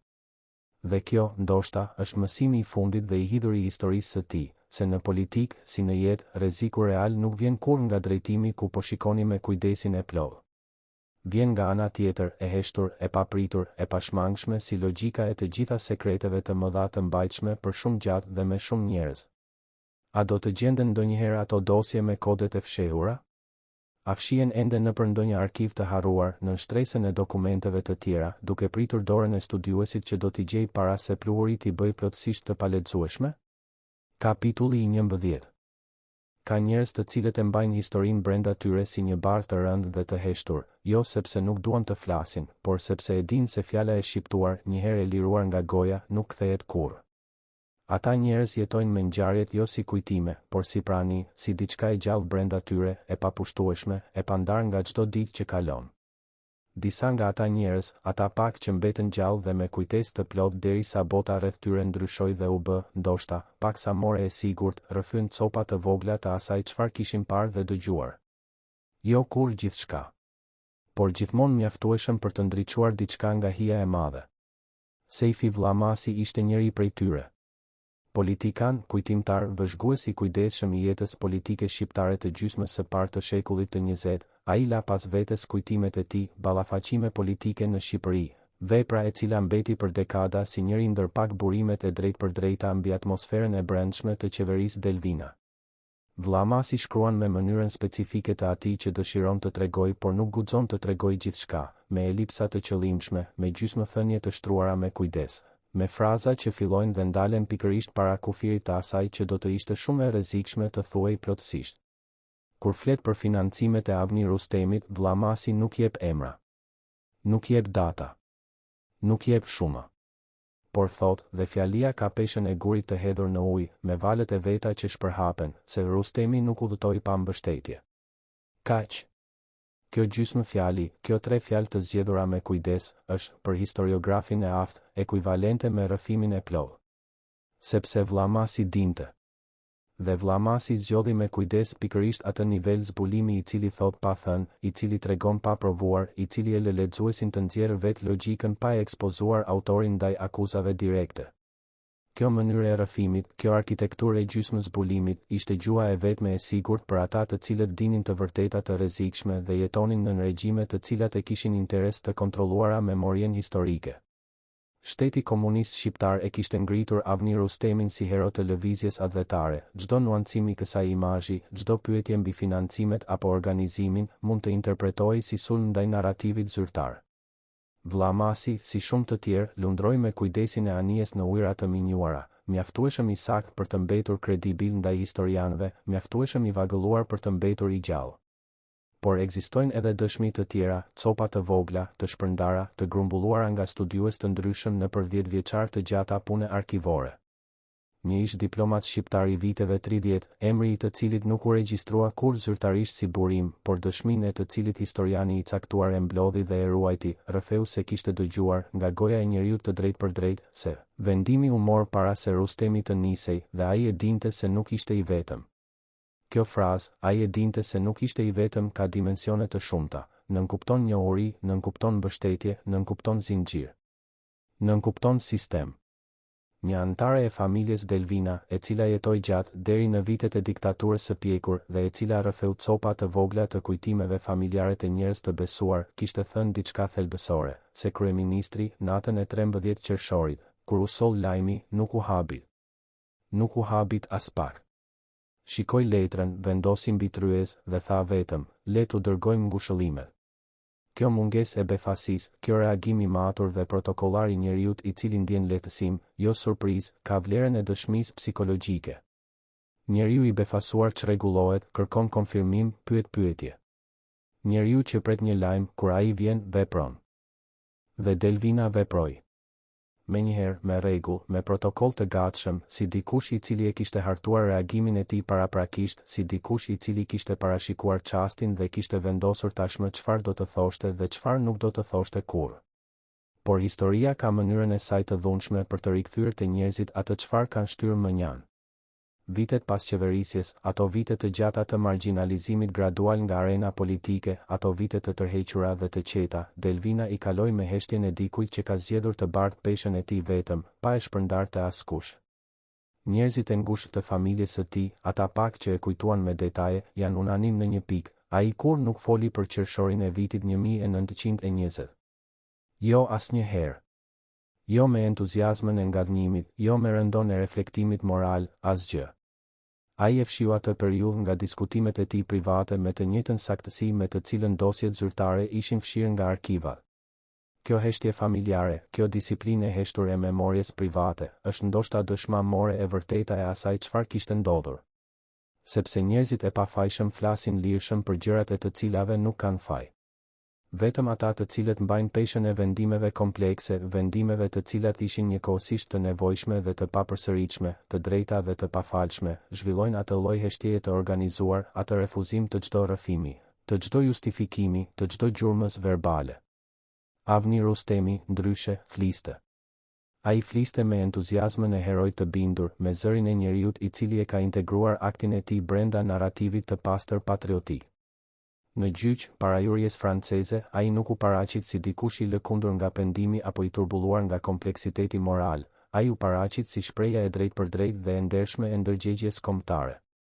Vepra ime ishte vepra e popullit shqiptar, tha ai, ose diçka shumë të ngjashme me këtë, sipas transkripteve të gjykatës së Sejne. Dhe ajo juri e 91 nëntorit, ajo juri franceze e mbledhur mes dy luftërave botërore, me lodhjen e gjatë të konfliktit dhe me simpati të lindur ndaj narrativit të vogëlitit kundër të fuqishmit, e besoi. Dhe Avni Rustemi u lirua. Dhe u kthye në Vlorë si hero. Dhe pati 4 vite të glorisë publike. Dhe pastaj u vure se historia kishte lënë mënjan atë, ashtu siç linte mënjan gjithçka çfarë nuk i shërbente me drejtpërdrejtësi projektit të pushtetit në ndërtim e sipër. Tani imagjinoni se jeni njëri nga ata njerëzit, njëri nga ata dëshmitar të cilët dinin pakën e vërtet, të cilët kishin dëgjuar gjysmë fjalën e saktë, të cilët kishin qenë brenda dhomave të caktuara ose kishin lexuar letrat e caktuara para se ato të zhdukeshin. Imagjinoni se duhet të zgjidhni, të flisni dhe të rrezikoni gjithçka, apo të heshtni dhe të mbani brenda jush copën tuaj të historisë derisa bota ndryshon mjaftueshëm për të qenë i sigurt, ose derisa trupi juaj nuk e mban more peshën e asaj heshtjeje? Shumica zgjodhen heshtjen. Dhe heshtja e tyre, e shumëzuar, e konsoliduar, e ndërtuar mbi vete si mure, u bë vetë arkitektura e errësirës historike rreth 13 qershorit. Jo errësira e fshehtë, e planifikuar nga kreu, por errësira e ndërtuar copa nga dhjetëra njerëz të cilët, secili për vete, vendosen se kostoja e fjalës ishte shumë e lartë dhe kostoja e heshtjes e tolerueshme. Ata individ nuk e bën bashk atë zgjedhje. Por shumëzimi i vendimeve individuale prodhoi rezultatin kolektiv, historinë pa dokument, të vërtetën pa provë, misterinë pa fund. Dhe kur era e historisë ndryshon, kur regjimi ndryshon, kur frika e vjetër humbet forcën, kur njerëzit e moshuar ndjejnë se koha e tyre po mbaron dhe copa e tyre e të vërtetës do të vdes me ta, disa flasin. Me zë të ulët, me fjalë të çuditshme, me dëshminë e fragmentuar të atij që kujton copza dhe jo tablon e plotë. Por edhe ato copza, edhe ato fragmente, formojnë, kur mbledhur me durim dhe analizuar me kujdes, shëmbulltyrën e asaj çfarë ka ndodhur. Shëmbulltyrë, por jo provë. Dhe dallimi ndërmjet shëmbulltyrës dhe provës mbetet, edhe sot, 100 vjet later, gropa e thellë ku e vërteta e plot e 13 qershorit vazhdon të jetojë e fshehur. A do të jetë ndonjëherë njeri i cili do ta tregojë atë të vërtetë të plot, i cili do të ketë të gjitha copat, jo disa prej tyre? Ose kjo histori do të mbetet përjet histori e fragmenteve, histori e gjysmëdëshmive, histori e heshtjeve shumë flitse? Kapitulli i 12. 43 vjet pas 13 qershorit të vitit 1920, pas luftës së dytë botërore, pas kolapsit të mbretërisë zogiste, pas vendosjes së regjimit komunist dhe rishkrimit të historisë shqiptare në dritën e ideologjisë së re, një historian i ri ju afrua arkivave me pyetje të vjetra. Emri i tij nuk ka rëndësi për historinë e madhe, por metoda e tij ka. Ai kishte vendosur të mos lexojë dokumentet e mbijetuara, por boshllëqet ndërmjet tyre. Kishte vendosur të studiojë jo çfarë kishte mbetur, por çfarë mungonte dhe modelin e mungesës. Ai zbuloi diçka të jashtëzakonshme dhe domethënëse, boshllëqet nuk ishin të shpërndara rastësisht. Ishin të organizuara. Kishin, me fjalë të tjera, formën e dikujt i cili kishte pastruar me logjik, duke ndjekur zinxhirin e dokumenteve dhe duke hequr pikërisht ato lidhje që do ta bënin zinxhirin të lexueshëm si të tërë. Kjo organizim i mungesës, kjo saktësi e fshirjes, kishte gjurmën e profesionistit, jo të çrregulltit. Dhe profesionisti, sipas çdo analize logjike, kishte pasur akses institucional të nivelit të lartë. Ky çast, ky zbulim i formës së mungesës, është ndoshta momenti epistemologjikisht more i rëndësishëm në historiografinë e rastit top tani, momenti kur u kuptua se e vërteta nuk ishte thjesht e fshehur, por ishte fshehur sipas metodës. Dhe metoda tregonte duar. Jo me emra, por me karakterin e tyre operacional. Tani, 100 vjet later, ne qëndrojmë para kësaj historie me gjithë distancën kohore dhe gjithë pasigurinë epistemologjike të saj, dhe mund t'i tregojmë me siguri këtë shumë. Qeveria e Sulejman Delvinës gjendej para asgjësimit të sigurt nëse Esad Pasha nuk eliminoi. Avni Rustemi udhëtoi me mbështetje financiare, logjistike, ndoshta operacionale, e cila nuk mund të kishte ardhur vetëm nga burimet private të studentit të varfër. Mbrojtja ligjore e tij u realizua me mjete të cilat të i kalonin mundësitë e diasporës së zakonshme. Pastrimi i dokumenteve pas qershorit u bë me autoritet institucional. Dhe vrasja e Rustemit 4 vite më vonë ndodhi me të njëjtën mungesë hetimi, të njëjtën heshtje procedurale, të njëjtin boshllëk të organizuar të drejtësisë. Çdo gjë i tregon drejt po të njëjtave duar. Por duart mbeten, edhe sot, edhe me gjithë distancën e 100 vjetëve, të paemërueshme me kategorikësinë e provës gjyqësore. Pse mbeten të paemërueshme? Jo sepse mungojnë argumentet janë të forta, strukturore, të bazuara mbi logjikën e pasojave të matshme. Por sepse prova dhe argumenti janë dy gjëra të ndryshme. Historia mund të tregojë me saktësi arkitekturën e asaj çfarë ndodhi, por pa dokumentin e firmosur, pa rrëfimin e drejtpërdrejtë të të mbjetuarve kryesor, pa gjurmën dokumentare të urdhrit. Ajo mbetet gjithmonë në territorin e rekonstruktimit të arsyeshëm, jo të faktit të vërtetuar. Dhe ndoshta, kjo tension ndërmjet argumentit dhe provës është mësimi i thellë i asaj çfarë ndodhi atë qershor, se operacionet e kryera me aq kujdes, operacionet e cilat planifikojnë pastrimin e tyre gjatë vetë ekzekutimit, lën pas tyre vetëm historinë e mungesës së tyre. Ato ekzistojnë, paradoksalisht, si provat e njëkohshme e fuqisë dhe të cenueshmërisë, të fuqishme sepse nuk mund të provohen plotësisht, të cenueshme sepse shëmbulltyrën e tyre nuk mund ta shohin kurrë. Sulejman Delvina vdiq duke mbajtur heshtjen e tij. Aqif Pash Elbasani vdiq duke mbajtur heshtjen e tij. Ahmet Zogu, njeriu I cili mori me duart boshe të tij gati çdo fije të asaj çfarë kishte lënë pas vdekja e Esadit, vdiq në mërgim, I larguar nga vendi të cilit I kishte sunduar dhe I kishte shërbyer me metodat e tij specifike, pa e lëshuar kur gjurmë të shkruar mbi qershorin e vitit 1920. Dhe Avni Rustemi, ai njeri I ri me sytë të qetë dhe Revolen Smith e Son, u bë monumenti I historisë shqiptare, emri I tij I dhënë shesheve dhe shkollave, fytyra e tij e ngritur në statuja. Akti I tij I cilësuar si shpreja e pastër e dëshirës kombëtare. Por monumenti, sado I bukur, nuk tregon asnjëherë gjithçka mbi njeriu që e mban. Tregon vetëm atë aspekt të së vërtetës I cili u konsiderua I dobishëm për qëllimin e ndërtimit të tij. Dhe aspektet e tjera, ato pyetje mbi financimet, mbi organizimin, mbi zinxhirin e urdhrave, mbi çmimin human të 4 viteve të glorisë ndjekur nga vrasja, mbetën jashtë mermerit, jashtë bronzit, jashtë rrëfimit publik të autorizuar. Historia e 13 qershorit 1920 është historia e çmimit të plot të mbijetesës shtetërore, çmimit moral, çmimit human, çmimit të sekreteve të mbajtura dhe të çmimit final, çmimit të atyre njerëzve të cilët u bën mjete të historisë dhe u harruan pastaj, ose u falsifikuan brenda narrativeve të mëvonshme. Ky çmim nuk ka kur faturë të plotë. Dhe kjo, ndoshta, është mësimi I fundit dhe I heshtur I kësaj histori, se historia nuk mbart vetëm kë fitoi dhe kë humbi, por edhe gjithë atë çfarë u sakrifikua pa u njohur kur plotësisht nga të gjithë. Finali. Çfarë ndodhi me njerëzit e kësaj historie pas asaj vere vendimtare?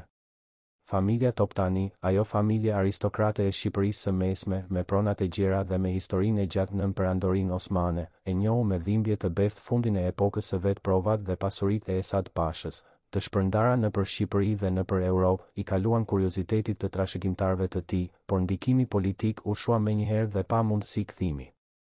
Nipi I tij Tazim, ai njeri I cili kishte qenë I pari të mbërritë të trupi I xhaxhait të tij mbi trotuarin e Rue de Castiglione dhe kishte ndihmuar në kapjen e Rustemit, jetoi me traumën e asaj çaste pa I dhënë kur asaj çaste rëndësinë historike që kishte. Ai përfaqësonte brezin e fundit të Toptanëve si forcë politike aktive, pas tij, familja u tërhoq nga skena publike, drejt jetës private, e mbijetuar por e zhveshur nga pushteti. Sulejman Delvina u largua gradualisht nga skenën politike, siç ndodh me shumicën e atyre që fitojnë bitejën e momentit, por humbasin luftën e pushtetit afatgjat ndaj rivalëve more ambicioz. Zogu e zëvendëson, e marginalizon, e lë të ekzistoj pa qenë I rrezikshëm, teknik e vjetër dhe e njohur e politikës ballkanike. Delvina vdiq I qetë, pa kujtime të botuara, pa rrëfime të dhëna, pa asnjë gjë të regjistruar që do ta ndriçonte vendimtarisht atë çaste të natës kur ndezi 2 kafe dhe dërgoi 3 mesazhe të koduara. E mori sekretin e tij me vete, nëse sekret ka pasur, dhe la pas tij vetëm absencën si formë konfirmimi. Aqif Pash Elbasani, arkitekti I dyshuar, ndoqi të njëjtën rrugë të heshtjes së disiplinuar. Historia politike shqiptare e mban si figurë dytësore, aktiv, I pranishëm, funksional, por kur nuk e ngriti në statusin e protagonistit të madh. Ndoshta kjo ishte zgjedhja e tij, të qëndronte mjaftueshëm I padukshëm saqë asnjë fari I historisë të mos ndriçonte shumë kohë mbi vetë. Strategji e mençur, po që se e kishe planifikuar. Strategji e detyruar, po që se e dije se dukshmëria ishte rreziku I fundit. Avni Rustemi mbeti hero dhe mbeti mister. Statujat e tij qëndrojnë. Emri I tij jeton në përsheshe dhe institucione. Por pyetja mbi atë çfarë dinte, mbi atë çfarë kishte marrë dhe nga kush, mbi atë çfarë mund të kishte treguar nëse kishte jetuar mjaftueshëm gjatë, kjo pyetje nuk ka monument. Nuk ka shesh. Nuk ka emërtim. Mbetet e lirshme, e pastrehuar, duke rrotulluar mbi rrugicalcat e Vlorës dhe Tiranës si era e dal nga det pa drejtim. Shqipëria e vitit 1920 e mbylli fillin e saj të parë kombëtar me mbijetesën e qeverisë Delvina, mbijetesë e arritur me metodat e atij shekulli, me metodat e Ballkanit të vjetër dhe të ashpër, me metodat të cilat nuk pyesnin nëse ishin të pastra, por nëse ishin efektive. Shteti mbijetoi. Territori mbeti. Kufit u ruajtën, madje u zgjeruan nëpër luftërat e mëvonshme diplomatike. Por historia, si gjithmonë, kishte arkivuar ato metoda në dosjet e saj, jo për t'i fshirë, por për t'i mbajtur atje, në atë vend specifik të memories kolektive ku më mëdheuruan çfarë ka qenë dhe nuk guxon kur të harroj plotësisht. Parisi, ndërkaq, vazhdon. Rue de Castiglione është ende atje, e njëjta rrugë, me të njëjtët gur, me Hotel Estin vend me që ka zëvendësuar emrin, por jo muret e Hotel Continental. Njerëzit kalojnë nëpër trotuar çdo ditë, turist, parizian, njerëz të grirë nga ritmi i qytetit, pa ditur se mbi ato gur, 100 vjet more parë, ra njeriu i cili kishte mbajtur fatin e një shteti të tërë brenda xhepave të uniformës së tij të generalit francez, dhe se çastet e fundit të atij burr kishin ndryshuar me mënyrë të padukshme dhe definitivisht rrjedhën e historisë shqiptare. Por kush e urdhëroi me të vërtetë? Kush dha urdhrin final, jo atë urdhrin e thënë me fjalë, jo atë urdhrin e shkruar në dokumentin e firmosur, por urdhrin e dhënë me heshtjen e qëllimshme, me mosndërhyrjen e llogaritshme, me të lejon mekanizmin të funksiononte pasi ke bërë të mundshme funksionimin e tij? A ishte Delvina, njeriu i cili nuk foli kurrë? A ishte Aqif Pasha, njeriu i cili veproi pa lënë gjurmë? A ishte Zogu, njeriu i cili fitoi gjithçka dhe zbuloi, 4 vite më vonë, se si hiqeshin gjurmët njerëzore të operacioneve të tilla? Apo ishte sistemi vet, ajo makineri e shtetit të ri dhe e shoqërive sekrete patriotike dhe e interesave italiane dhe e pragmatizmit ballkanik brutal, sistemi i cili prodhon vendime të tilla pa kërkuar urdhrin e personit të vetëm, pa pasur nevojë për nënshkrimin e njërit njeriu? Dosjet mbeten të mbyllura. Boshllëqet mbeten boshllëqe. Dhe gurët e Rue de Castiglione nuk flasin. Por pyetja mbetet e hapur, e ulur mbi historinë si hija e gjatë e pasdites mbi trotuaret e Parisit, e gjithë kjo çfarë ndodhi atë qershor, e gjithë kjo ndërtesë e sekretit dhe e shpëtimit dhe e fitores dhe e faturës morale. Kush mori vendimin e parë, dhe a e dinte ai njeri, kur e mori, se me çfarë rruge historike e kishte nisur Shqipërinë?